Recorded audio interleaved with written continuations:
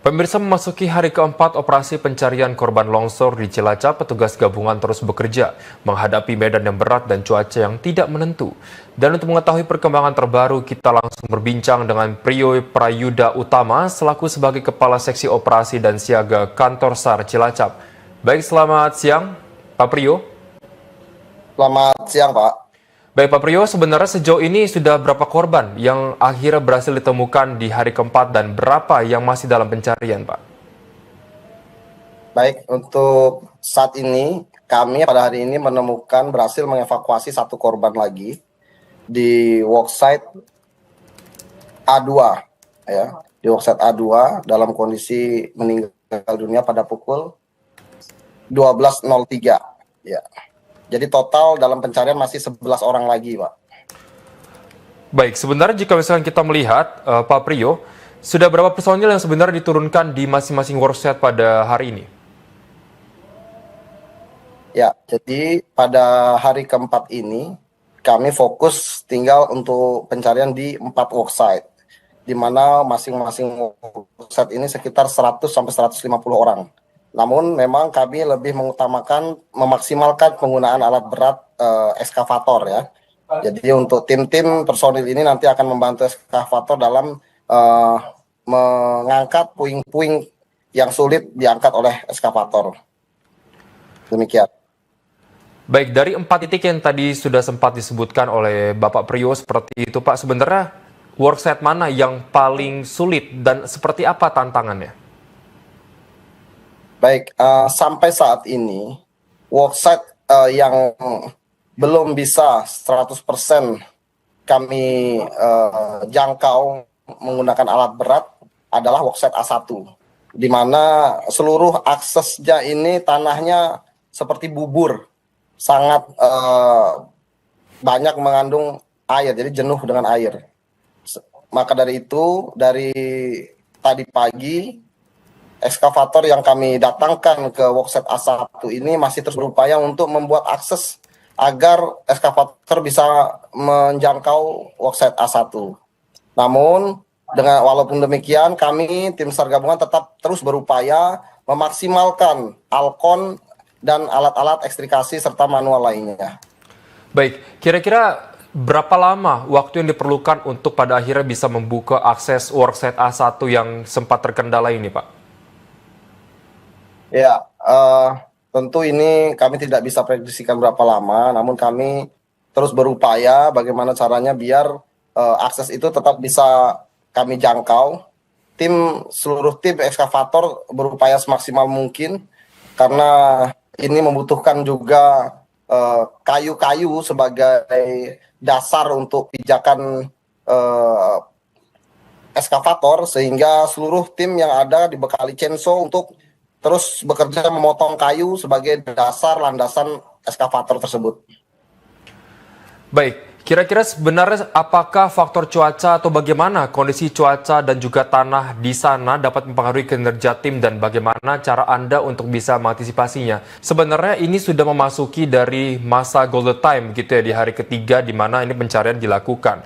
Apakah sudah ada reassessment atau asesmen ulang terkait dengan penanganan yang akan dilakukan ke depannya begitu, Pak? Baik, kami sampaikan bahwa evaluasi reassessment terhadap setiap worksite yang sudah kita tentukan yang sangat dimungkinkan adanya korban terjebak adalah kami laksanakan setiap hari rutin, di mana setiap sore itu kami lakukan evaluasi bersama terhadap kendala-kendala yang dihadapi oleh seluruh tim SAR gabungan, sehingga setiap malam hari kami merencanakan rencana pencarian dan pertolongan itu, kami tahu harus mencari solusi apa. Dan untuk setiap pagi jam 5:30 pagi itu kami selalu mengirimkan tim untuk melakukan reassessment di setiap worksite, sehingga kami mengetahui betul tingkat resiko-resiko yang bakal bisa mengancam untuk seluruh tim yang bekerja, sehingga kami bisa mengantisipasi untuk proses pelaksanaan evakuasi. Demikian.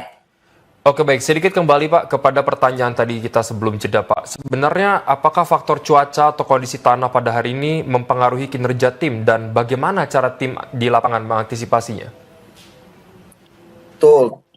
Cuaca di sini memang sangat-sangat mempengaruhi kinerja tim SAR gabungan. Karena apa?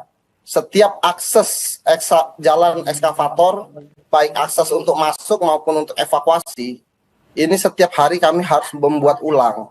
Dikarenakan apa? Dikarenakan setiap sore hingga pagi di sini hujan deras. Sehingga jalan yang tadinya sudah padat kami buat, ini menjadi bubur seperti bubur lagi. Ya, jadi setiap pagi harus melaksanakan pembuatan akses ulang. Sehingga efektivitasan pencarian korban ini menjadi berkurang. Yang seharusnya setiap pagi tinggal bekerja menggali, ini setiap pagi harus membuat akses jalan ulang. Demikian, Pak. Baik Pak Priyo, selanjutnya mungkin dengan adanya alat-alat berat yang sudah diturunkan begitu seperti ekskavator, pompa atau mungkin anjing pelacak, apakah sudah ada kemajuan yang signifikan dibandingkan dengan hari yang sebelumnya? Baik, kami sampaikan, kami mendapatkan dukungan alat berat yang sangat luar biasa banyak ini mulai kemarin. Tentu ini sangat terlihat perbedaannya. Di mana kemarin kami mendapatkan penemuan berhasil mengevakuasi korban ini sebanyak 8 korban. Ya. Dan hari ini kami sudah mendapatkan 1 korban, di mana barusan saja saya mendapatkan informasi bahwa kami telah berhasil lagi mengevakuasi 1 korban atas nama Diah Rahmadani di worksite A1.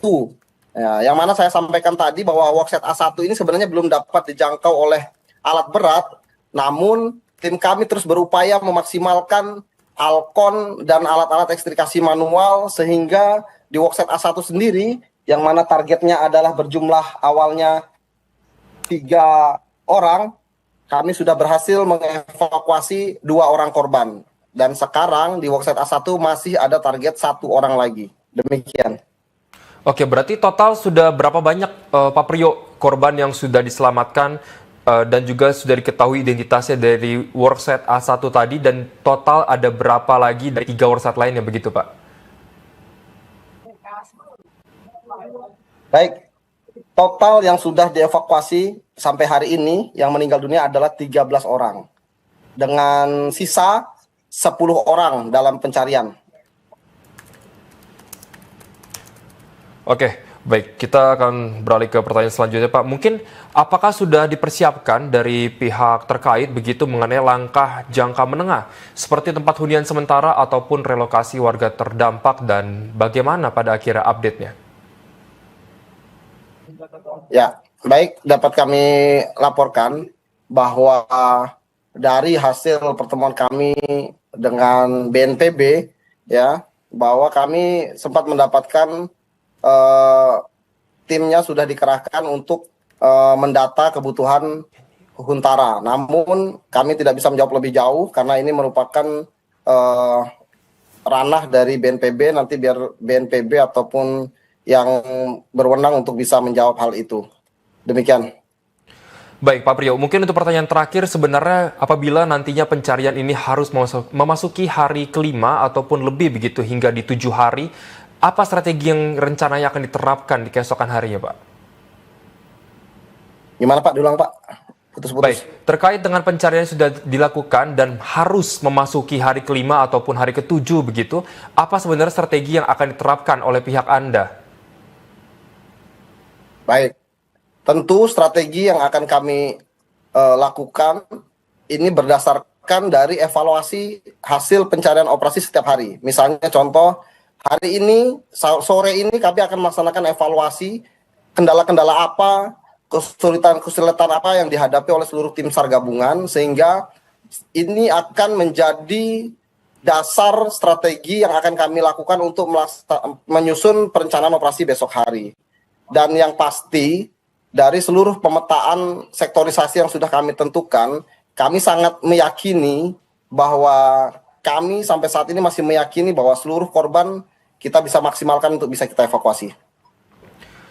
Baik, terima kasih atas informasi dan laporan dari Anda, Bapak Priyo Prayuda Utama selaku sebagai Kepala Seksi Operasi dan Siaga Kantor SAR Cilacap. Terima kasih Bapak, sehat selalu.